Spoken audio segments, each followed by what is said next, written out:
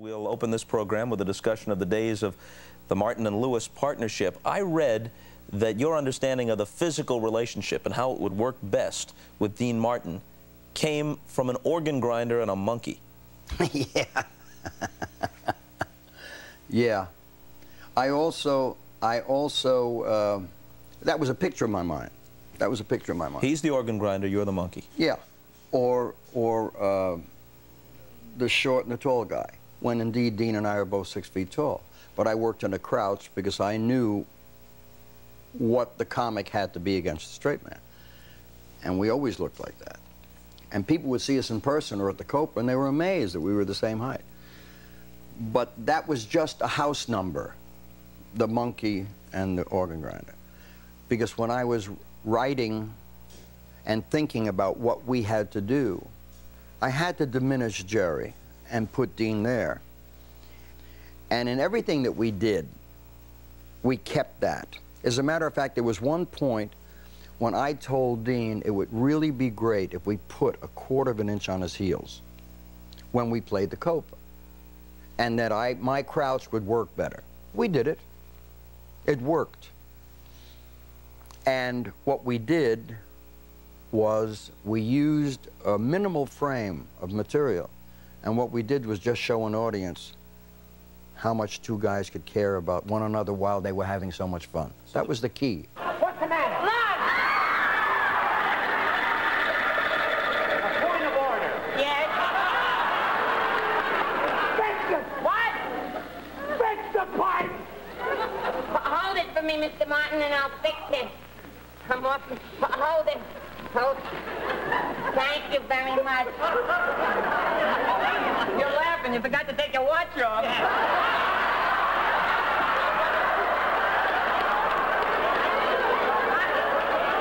The vast majority was ad-lib. But then a structure worked out, but a lot of room to maneuver? I would say there was 38 minutes of structured songs, material, and we went from there and would go an hour and 10, an hour and 20, an hour and 30. But the structures was no more than 35, 36 minutes.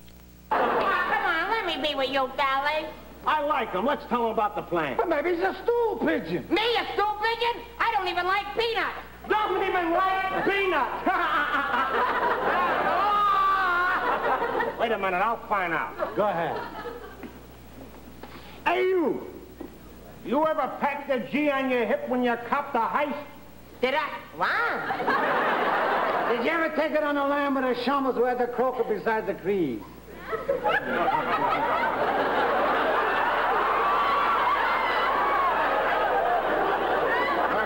lived. I don't know where I am now. In the early days, when you were working clubs and trying to drum up an audience, there's an interesting story. I guess maybe it happened in Miami.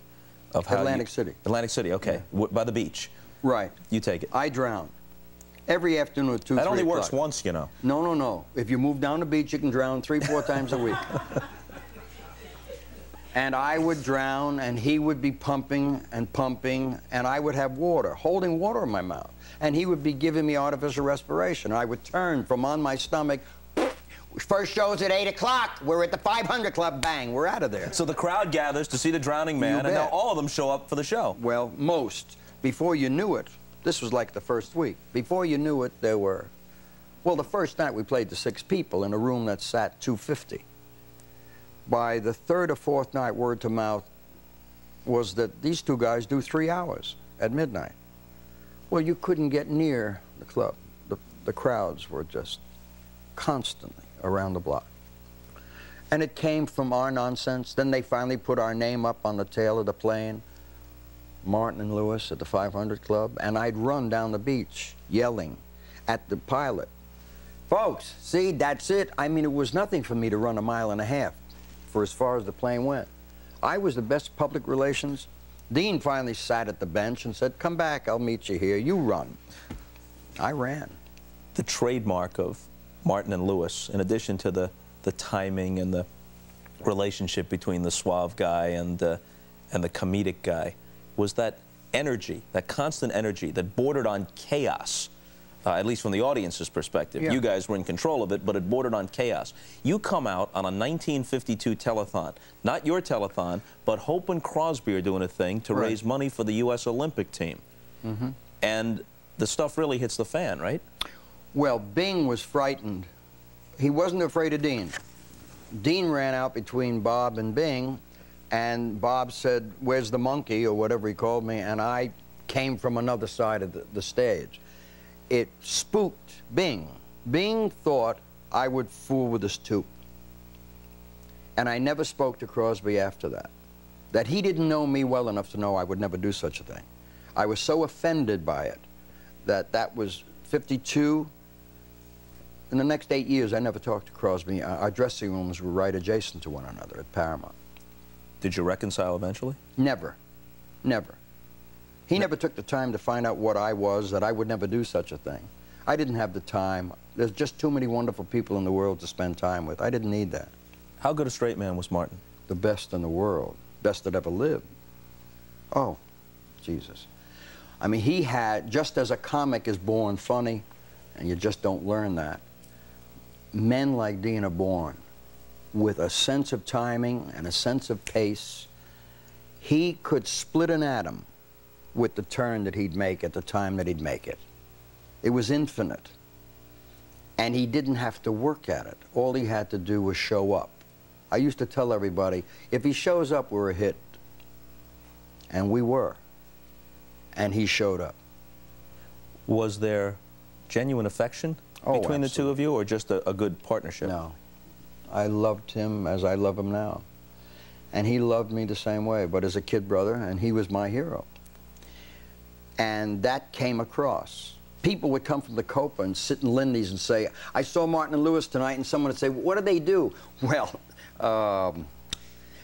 you know, one sings and the other jumps around. They never could ever say what we did, because you were talking about aesthetics and very, very, very deep emotional ties that we projected to an audience. People were watching two people in love have a wonderful time.